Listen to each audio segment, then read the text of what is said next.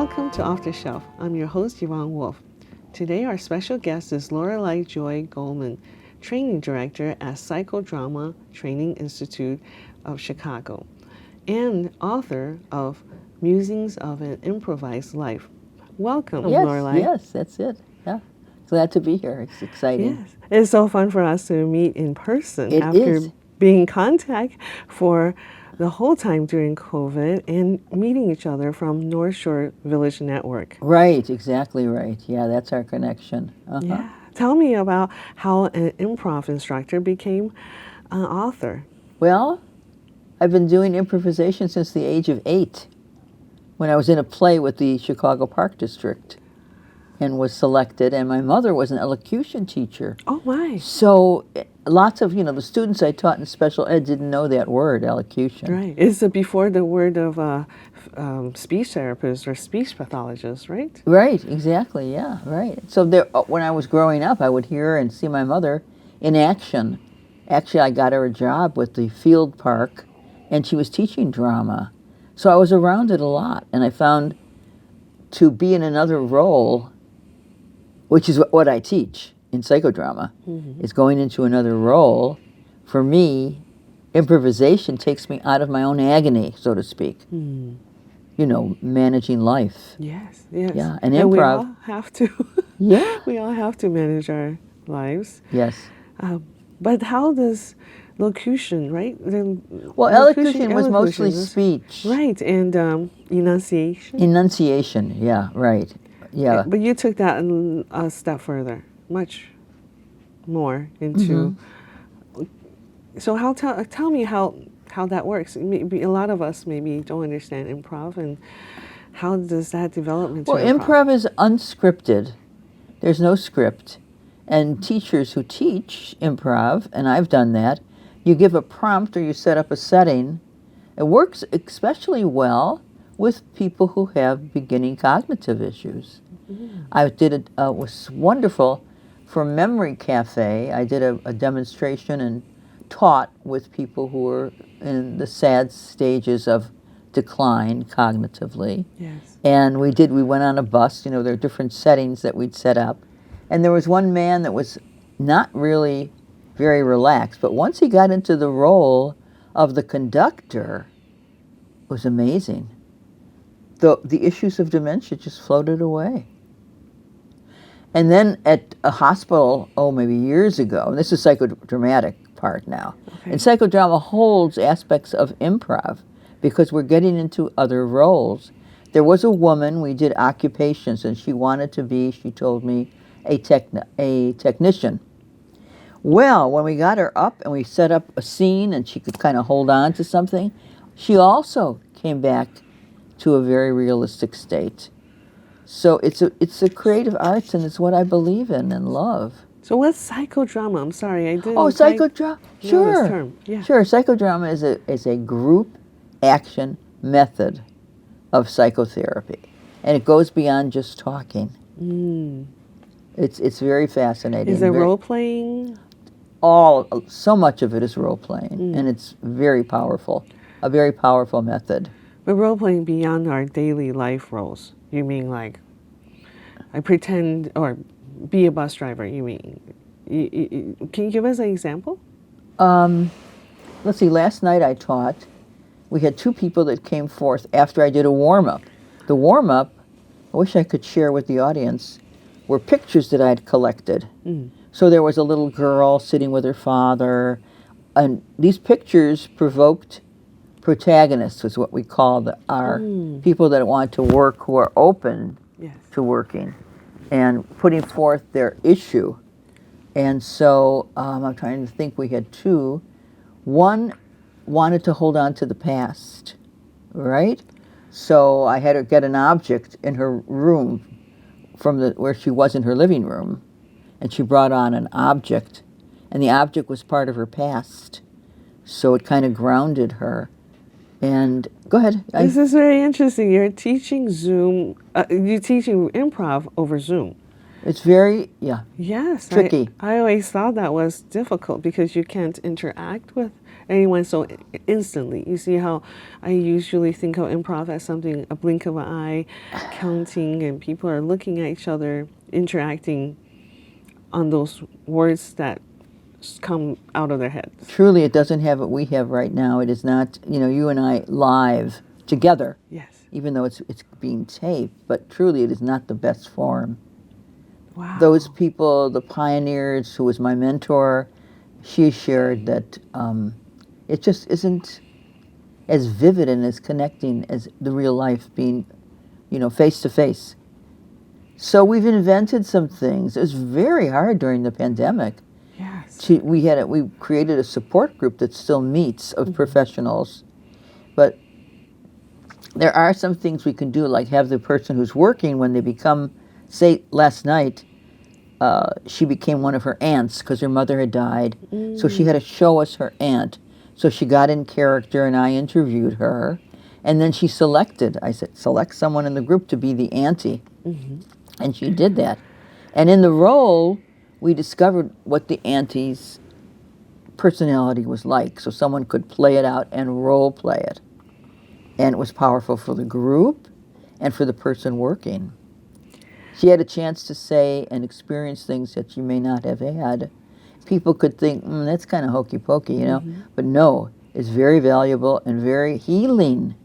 Yes. And that was part of the book's When you can step promise. out of your role. And so your book, Musings of an Improvised Life, yes. is about these methods, or is it about... Oh, definitely, definitely.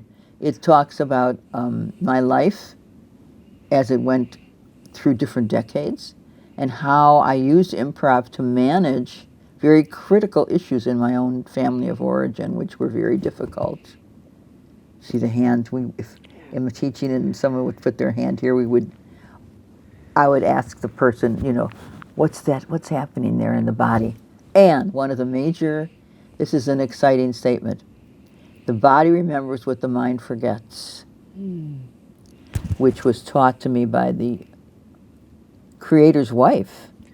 And we became friends. Her name was Zerka Marino, and we became friends. So the father of group psychotherapy is Dr. Jacob Marino. I see.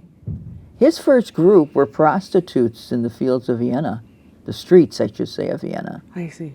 Because he wanted groups to have empowerment. So is this early 20th century, or what are we talking so about? what year would that be? He died in 1974. So yes, I believe so, yes.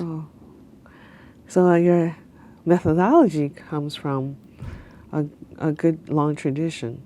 When I think of improv, I tend to think of people like Saturday Night Live or something very modern or new, but I see that it goes way back in your 84 years of life. Yeah, we do it all the time. Yes, we do improv all the time, that we don't even know that we are doing it. We do. That's marvelous. Yeah. I never thought of that. I mean, I always thought of more improv as a defined place or setting or space where people get together and just a workshop. But no, you're saying it happens all the time? Well, role-playing, if you think about role-playing and playing characters, is improv. So if you watch, and he did, that's how he got some of his ideas, little children playing, you don't have to say to them, be a policeman. They're just going to go ahead and do it. Yes, yes. And get themselves into the role of policeman. And your commentary about Saturday Night Live, they are doing improv. I do believe that some of it is scripted, though. Yes, they do. They're reading. Right. Reading some of it is. It's not in the moment. Right. And so psychodrama is in the moment. Yeah.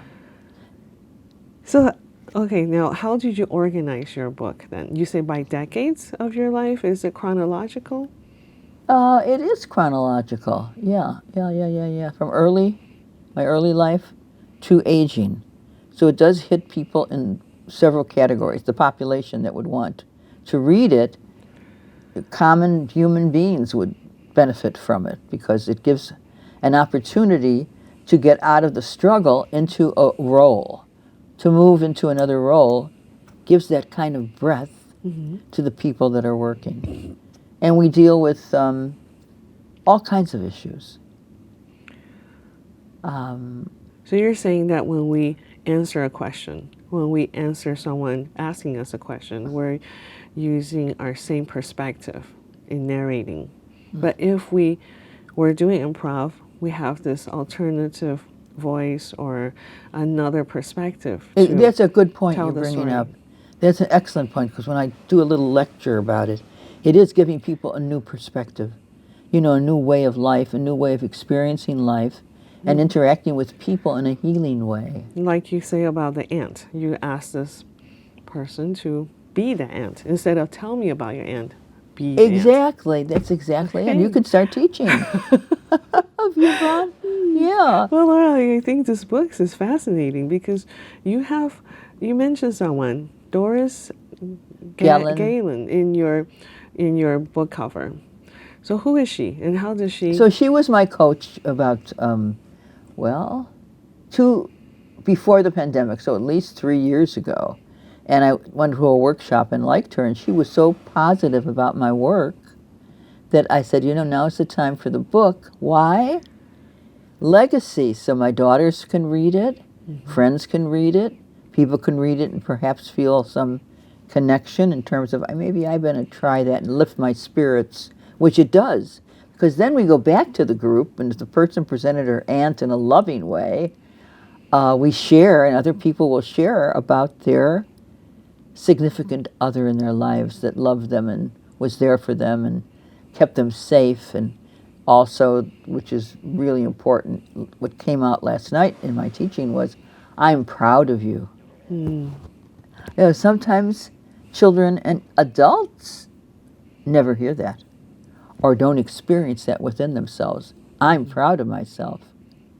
So it is a healing method. Yes. Yes, wow. And so do you think of your book when you started writing? Do you think of your book as a self-help book? Definitely. Oh my gosh, yes. When people read it, How-to book? How to, sure. Sure.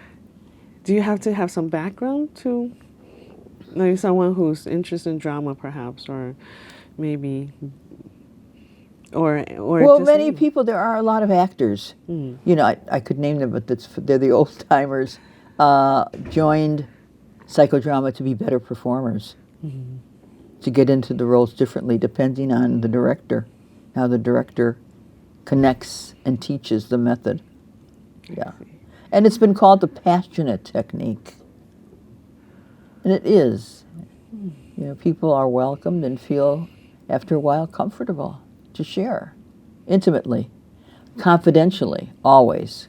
Always confidentially, yeah. So, yeah, people have read the book and they go, wow, I guess I was struck that you mentioned Doris Galen as a coach when you seem to be instructor all your life. All my life. And she pointed you towards writing. She did a lot of the, I have the spontaneous, that's right, with psychodrama is a very spontaneous form, which I mentioned again, I'll say that goes beyond just talking, right? Yeah. So that encounter was the foundation that got me to write the book. We, emailed back and forth and connected that way. Was she your editor, or did you have another person to edit? No, I didn't, no. So you worked really fast. I mean, this... Well, it got done really fast last March. Was produced, yeah. Your cover, your book cover, looks very colorful, and it reflects the color you're wearing, the blue. It's right. Yeah, look at that. Yeah. How did you come up with it? That was an interesting creative experience. What a journey.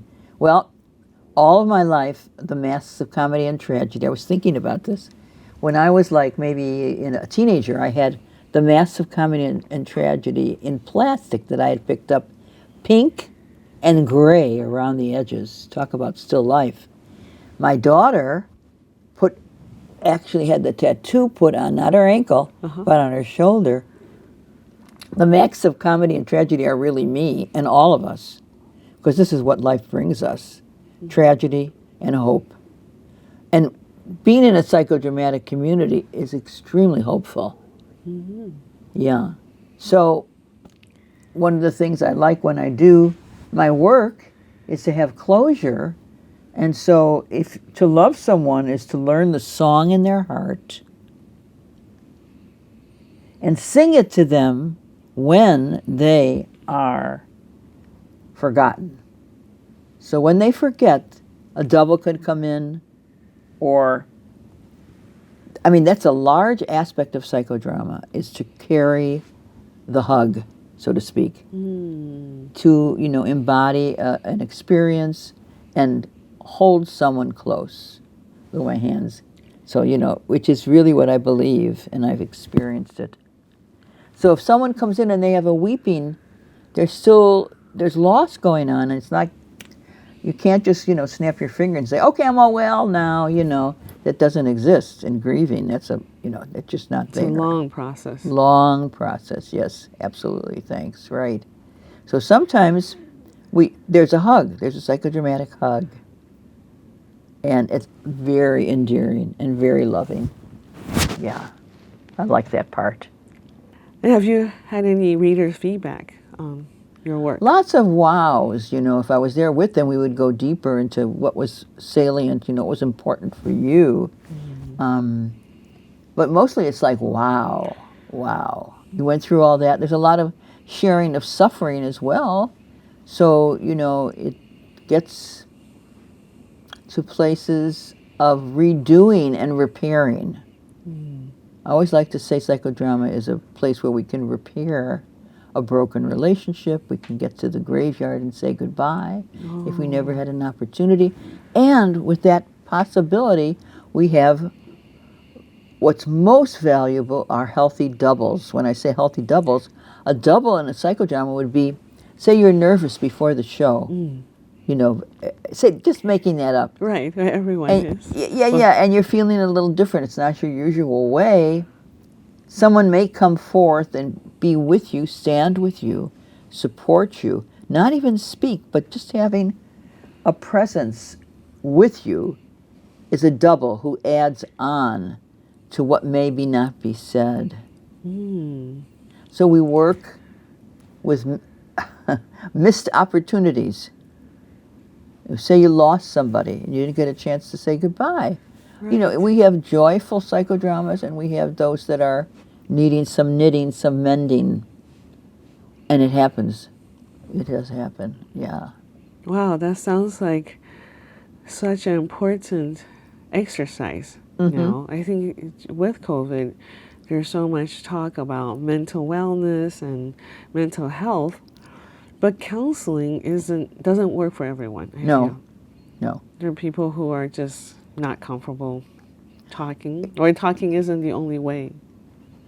And I think your book, it points to this very creative way of dealing with the anxiety or depression or anything those terms identify.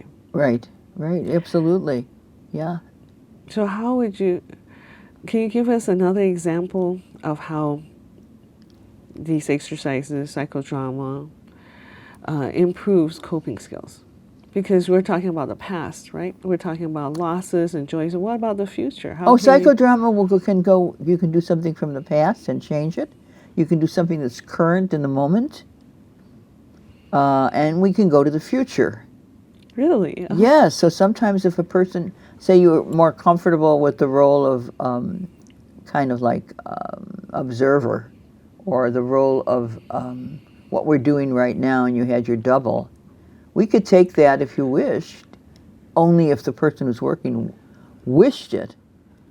We can take that to another level, say 1 year from now, and try it out. So as to see if some new insights and perceptions come forth, and they usually do. Because again, the body remembers what the mind forgets. So people are, we do work with the body, parts of the body. And like what? Breathing exercise? What do you mean, work with the body? Well, years ago, I had a woman who was a Holocaust survivor, and she was dealing with lots of intestinal stuff. Would you know? Pangs and aches, yeah. Yes, it's going to be interesting. that we row reversed back and forth, and she felt much less discomfort. We row reversed with that part of the body. I wish I could show it. Yeah. Yeah. Incredible. Really incredible. Right. Yeah. And guess what? After the work that we did, back and forth row reversing, and I know people would say, what? The gut was speaking to her, giving her information from her point of view, that when we were done, she felt, oh my, I feel more calm. I feel less hurt. Less hurt. Yeah. So you work with people of various age groups, or? All groups, All yeah. groups.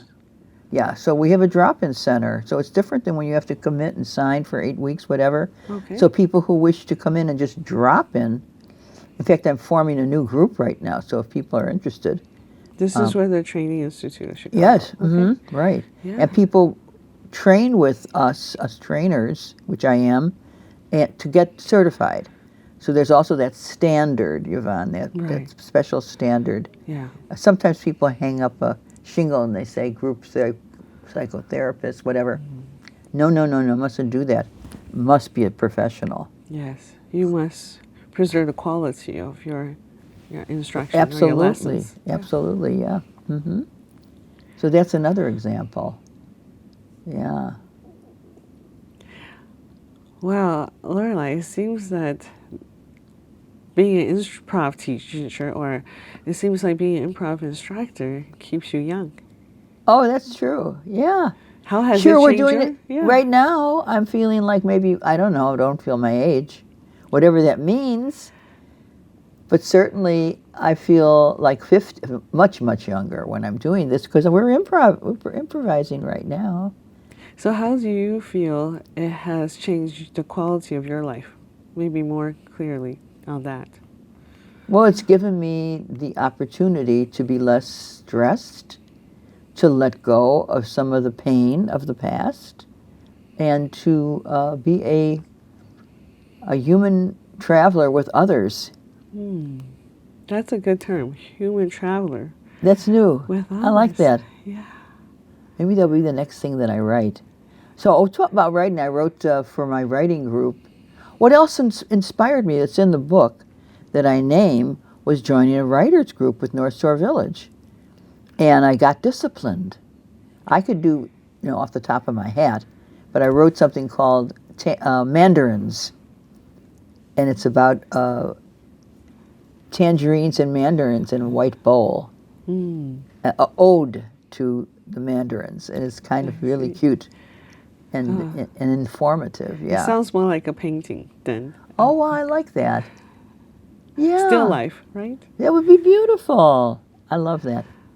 That could even be a psychodrama if you want to go further with it. Really? Oh Sure. my gosh, this sounds like sky's the limit. I have no idea No. what it could be. Right. Go online. Just type in psychodrama or my name. You'll see all kinds of wonderful I see. So you exercises and meaningful formats. Yeah. So you are working on another book, you think? Was it hard to really wasn't, make no. it to one book, let's say, finish it? Excuse me. No, it wasn't hard for me. It wasn't, because we worked back and forth, and I believed in the quality of the work. Yeah. Coping skills, you ask, that's an important question, an important aspect of it. Gives people a new way of experiencing their own lives, which we never do. Some people will never do, which is, it happens, yeah. And that's how people feel perhaps stuck, or Exactly. That's because so. they can't change their... So many. It's wonderful that you've Narrative. said that term. So many people who come are stuck.